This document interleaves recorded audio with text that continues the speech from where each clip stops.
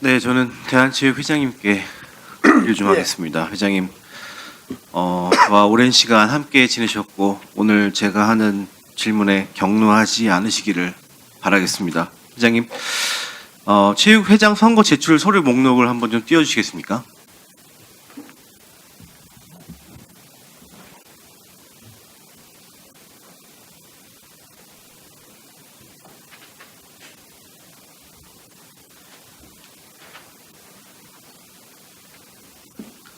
네, 자료는 곧 띄워질 거고요. 회장님께 여쭙겠습니다. 대한체육회는 공공기관이죠? 기타 공공기관입니다. 기타 공공기관이요. 예, 그럼 대한체육회장은 공직자입니까? 아닙니까? 아닙니다. 공직자가 아닙니까? 예, 제가 알기로는 이 공공기관으로 분류가 된다라고 알고 있는데 그게 잘못된 정보입니까? 기타 공공기관. 기타 공공기관입니까? 그 체육회장 선거 제출 목록이 아직 안 뜨고 있는데 여기 보면 이 회장 결격 사유 부존재 확인을 위한 본인 서약서라고 있는데 이 본인 서약서 하나로 범죄 경력과 탈세 여부를 증명할 수 있다고 생각하십니까?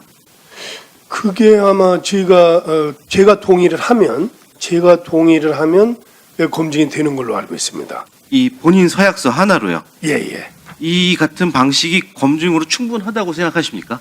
서약서만으로도. 아니 원래 이제 중앙선거관리위원회에서 그거를 진행을 하기 때문에 네. 저희는 서약서를 제출하면 되는 것으로 그렇게 인지를 하고 있었습니다. 인지를 하고 계시다면은 그러면은 이 대한체육회장 선거에 회장님께서는 3선에 도전하신다고 나와져 있는데 이 보면은 문제가 있다고 생각을 안 하신다라는 거죠. 회장 결격 사유에 아니 왜냐면은 본인 서약서만으로. 예, 후보자 자격에 이제 관계되는 사안만 제출을 하기 때문에 네. 저희가 거기까지는 미처 생각을 못했고 또 저희가 할 부분은 이건 아니라고 생각합니다. 그건 선관위에서 정할 문제라고 생각합니다. 또 선관위가 정하면 거기에 물론 따라야 되고요. 이제 아까 방금 의원님께서 말씀하신 대로 3선 말씀을 하셨는데 그건 아직 확정된 게 아무것도 없습니다. 예, 확정되지 않았다고 하지만 대대적으로 많이 알려져 있고요. 그러면 이 문제 본인 서약이라는 게 문제가 있다고 생각하십니까? 아니십니까? 저는 그런 생각은 안 해봤습니다. 생각 안 하십니까? 예, 만약에 뭐 필요하다면 필요한 자료가 필요하다면 그건 언제든 제출해야죠. 왜냐하면 이 본인 서약서라는 게 좀 문제가 있다 생각돼서 조금 이 실효성 있는 검증 장치를 좀 마련했으면 좋겠다라는 말씀을 그런 드리고 건 싶습니다. 뭘 거든지 하면은 예, 해보소. 예, 앞으로는 뭐 이런 거 하면은 제가 요청할 수도 있습니다. 예, 예, 그러면 좀 약간 이런 예. 검증 장치를 마련해 주시고 예. 본 의원실로 좀 보고 좀 부탁드리겠습니다. 그렇게 하겠습니다. 네. 회장님, 2024 파리올림픽을 앞두고 지난해 12월에 해병대 캠프에 간 목적은 무엇입니까, 회장님?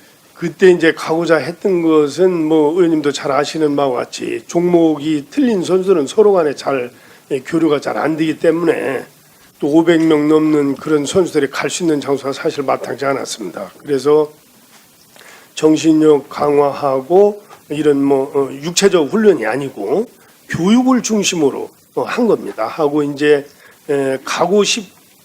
간다는데 동의한 선수들로만 다녀왔던 겁니다. 동의한 선수들만 갔다고요? 예.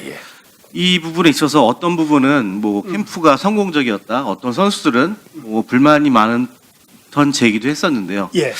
이 제 경험상 이 올림픽을 앞두고 해병대 캠프를 간다는 게 조금 약간 좀 비과학적이고 선수들의 반감이 많을 거라 생각되시는데 회장님은 거기에 동의하시는 부분이죠? 그때 이제 제가 익명으로 여론조사를 다 했는데 한 90% 이상이 동의를 했습니다. 90% 이상이요? 한다고? 예. 회장님 혹시 이게 뭐 파리 올림픽의 뭐 성공적을 위해서 갔다고 말씀하셨는데 만약에 캠프를 안 갔다면 이번 파리 올림픽 메달은 몇 개 예상하셨겠습니까?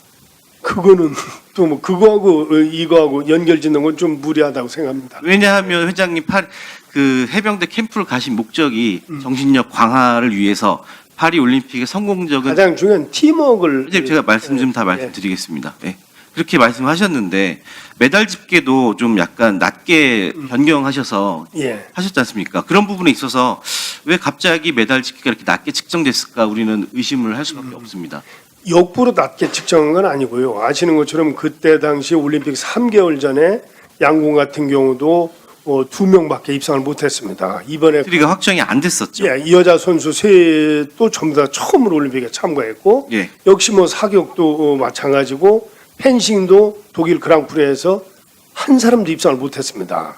이제 나름대로 저희가 평가를 한 거는 객관적으로 그래도 나름대로 평가한 건 5개 정도를 또 그리고 저희가 너무 과장해서 얘기할 수도 없고 뭐 약간 보수적이로는 할 수 있지만은 저희가 갈 때쯤 출발할 때쯤에는 저희가 최선을 다하면 한 7개 정도까지는 가능할 수 있겠다. 이렇게 이제 판단을 했고 그때도 이제 가기 전에는 그런 말씀을 드렸습니다. 저희가 5개를 목표로 했는데 잘하면 7개까지도 가능하겠다. 이런 말씀을 드린 바가 있습니다.